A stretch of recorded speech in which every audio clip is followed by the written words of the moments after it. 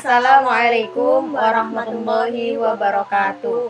Kami dari kelompok 5 akan menjelaskan mengenai perjanjian internasional beserta praktik ratifikasinya yang beranggotakan Eriskan Nisa Ulaila, Johan Abdullah Setiawan, dan Misrina Hasmia, dan yang akan masuk kepada definisi perjanjian internasional.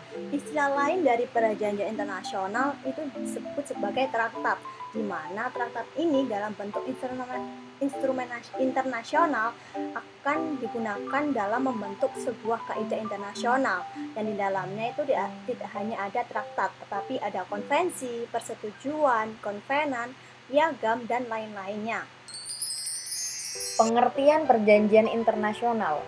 Perjanjian internasional merupakan kesepakatan antara dua negara atau lebih yang akan melahirkan hak dan kewajiban yang harus dilakukan oleh para pihak yang membuat kesepakatan perjanjian internasional tersebut.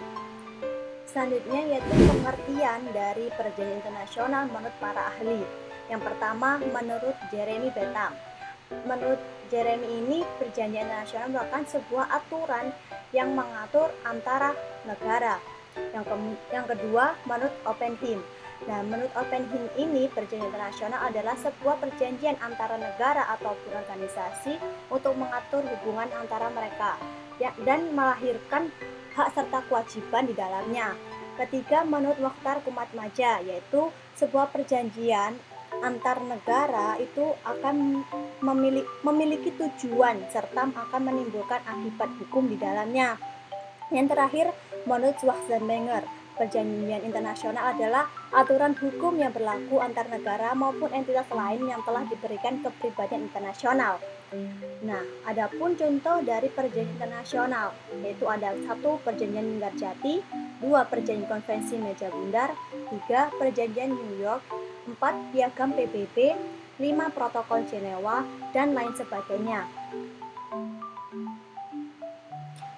Masuk pada pembahasan kedua mengenai tahapan.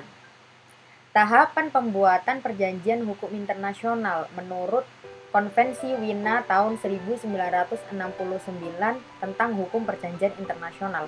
Ada 3 tahapan. Yang pertama, perundingan atau negotiation. Yang kedua, penandatanganan atau signature. Yang ketiga, pengesahan atau ratification. Perundingan atau negosiasi itu merupakan tahap awal dari pembuatan perjanjian internasional yang akan dilakukan oleh para wakil negara dari setiap negara untuk melakukan perundingan. Dengan cara perundingannya, bila perjanjian internasional bilateral dilakukan dengan cara per parlance, sedangkan perjanjian internasional yang multilateral biasanya dilakukan dengan cara konferensi diplomatik. Yang kedua, penandatanganan. Setelah adanya perundingan, maka yang kedua adalah langkah penandatanganan bagi para pihak yang mengikuti perjanjian internasional bahwa mereka setuju untuk melakukan hak dan kewajiban. Yang ketiga, pengesahan. Istilah pengesahan merupakan istilah yang digunakan di Indonesia untuk menyebut suatu ratifikasi. Akan tetapi pengesahan dapat melalui beberapa cara. Yang pengesahan ini dari pengikatan negara-negara terhadap perjanjian internasional. Selanjutnya akan memasuki pembahasan mengenai hak dan kewajiban. Pada dasarnya, setiap instrumen hukum itu pasti memuat sebuah kewajiban kepada para pihak dalam melaksanakan sebuah perjanjian.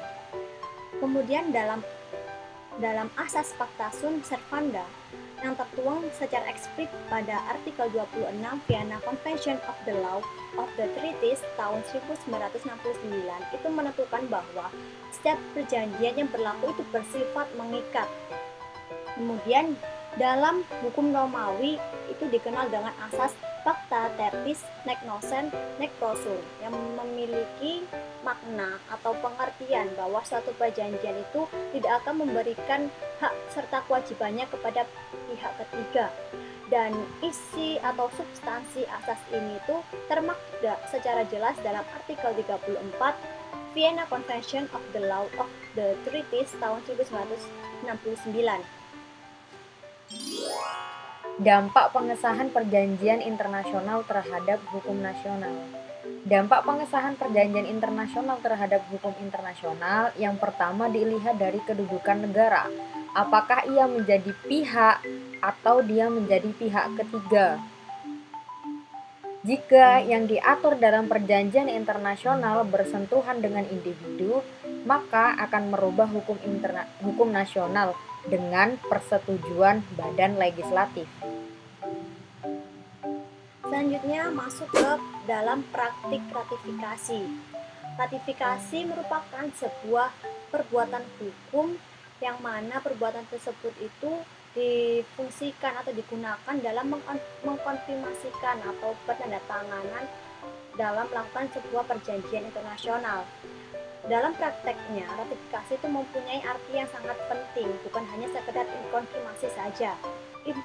Ratifikasi ini dipandang sebagai hal yang sangat penting di mana jika tanpa ada ratifikasi, sebuah perjanjian itu tidak dianggap efektif sebagaimana yang dikemukakan oleh Lord Stowell, yaitu menurut praktik yang berjalan saat ini, ratifikasi merupakan syarat esensial dan merupakan konfirmasi yang kuat tentang kedudukan ratifikasi, bahwa setiap perjanjian internasional modern merupakan syarat ratifikasi yang dinyatakan secara tegas, dan karena itu wewenang wakil dalam perundingan dibatasi oleh adanya syarat ratifikasi.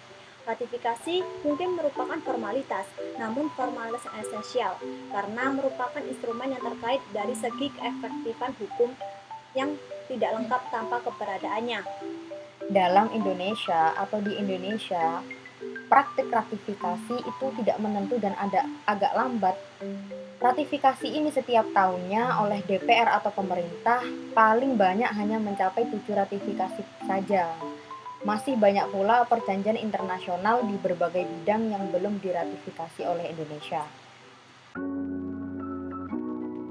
Sekian presentasi yang bisa kami sampaikan. Kurang lebihnya mohon maaf. Wassalamualaikum warahmatullahi wabarakatuh. Bye-bye.